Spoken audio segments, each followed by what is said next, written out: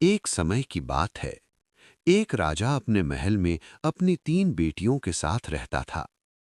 एक दिन राजा के मन में प्रश्न उठा, मेरी तीनों बेटियों में से मुझे सबसे अधिक प्रेम कौन करता है?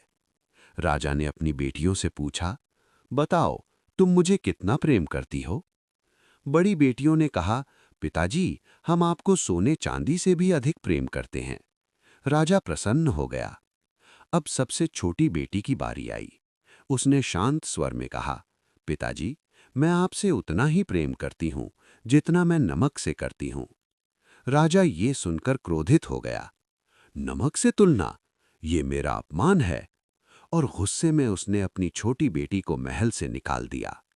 राजकुमारी दुखी मन से जंगलों में भटकने लगी। उसकी आंखों में आंसू थे, पर दिल में धैर्य। एक दिन उसकी मुलाकात पास के गांव के एक धनी व्यापारी से हुई। उसने अपनी पूरी कहानी उसे सुनाई।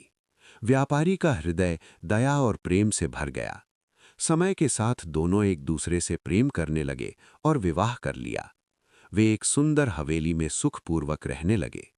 उधर एक दिन राजा रास्ता भटक गया और उसी व्यापारी के घर पहुंच गया। राजकुमारी ने अपने पिता को पहचान लिया, पर कुछ नहीं बोली।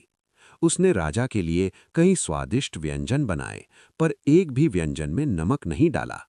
राजा ने भोजन चखा और क्रोधित हो उठा। ये भोजन स्वादहीन है, रसोइया कौन है?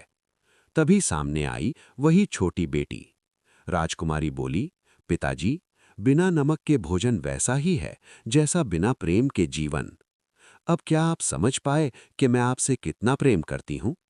राजा की आंखों में पश्चाताप के आंसू आ गए। उसने बेटी से क्षमा मांगी। मैंने तुम्हारे प्रेम को कभी नहीं समझा, मुझे क्षमा कर दो।